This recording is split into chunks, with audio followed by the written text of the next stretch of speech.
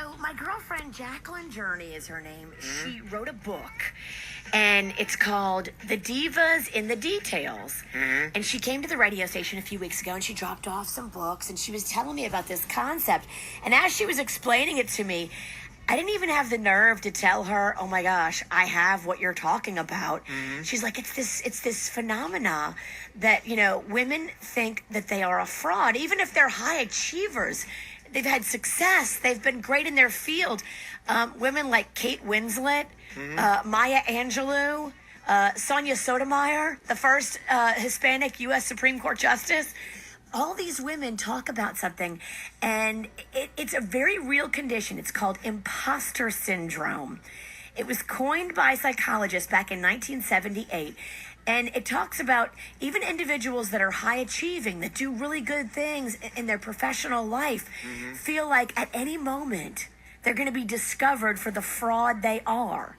And that even though they've achieved great things, they've done great things, they always feel like everybody's going to find me out. They're going to know I'm a fraud and that I have nothing, and basically the emperor has no clothes. And it was just, when she was explaining this concept to me, sitting right here in the studio, I was like, oh, those poor women, poor Kate Winslet, poor Maya Angelou. And the whole time she's explaining to me, I was like, oh my gosh, I have that. So I've always had that. here's the thing, though. This is not a woman thing. This is a human thing where people sometimes, just guys, girl, everybody, they're people that they achieve something, and I think part of the human condition is to be like, I'm not good enough. I don't deserve this.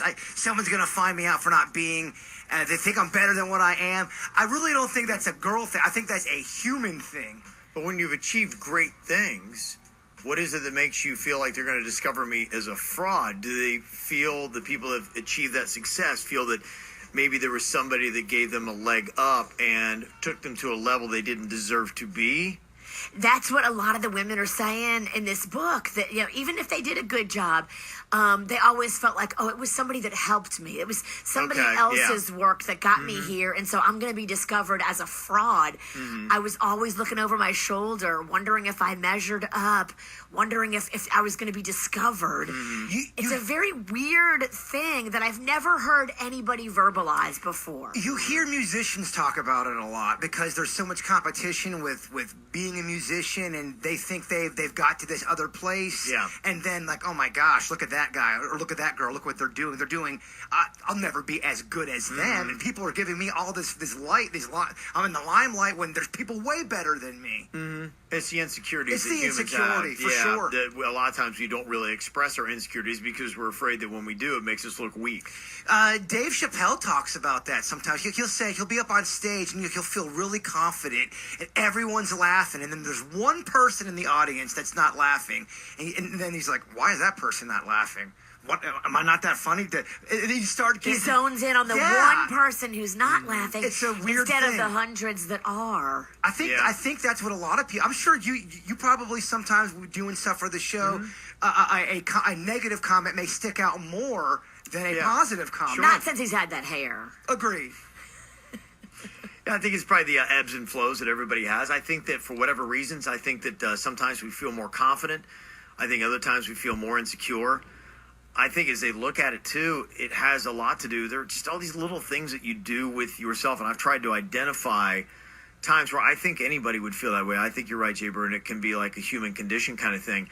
I think that they can be brought on by things like when you're not well rested. Big time. When you're tired. Yeah, that's true. Yeah. You do. The thoughts get in your head when you're not well rested enough. Yeah. The older you get, the more important you realize how sleep is for you. Oh, it is. It can really mess up your thoughts and your whole psyche. Yeah. Food, all those kind of things. There's just kind of keeping a good balance with everything that you do. That I think can affect it. And I think another part of it's your hormones, too. I think as they start to look at hormones, they're finding that a lot of personalities are dictated by what your hormone level is. You know, whether you've got more testosterone or less testosterone is determining for a lot of people. In fact, they even linked it last week to religious beliefs. They found that men who had higher testosterone levels were less religious. and maybe a sense that they felt stronger and more self-independent. And I they didn't- am God. Right. That's kind of it. Like they didn't think it was a sign of weakness to believe in a higher being. It's like I can do it all myself. Do you have any of that's like that Oprah music? I just want to have a moment with Virginia really quick. Yeah. Because I think she needs to realize something and she needs to know She needs some something. positive I affirmations. feel like you're about to start mocking me. No, I'm not, because you do a great job when you do the dirt of the day. I've heard other women do the dirt of the day, and it's never as good as yours. You're looking younger. You're good enough. You have a great-looking witch's jacket on right now. Watch out, I'm going to put a spell on you.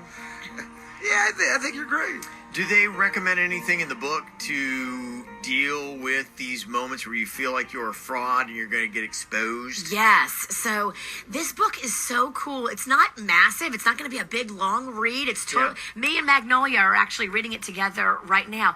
And it talks about what you should do, what you shouldn't do. So many little tips.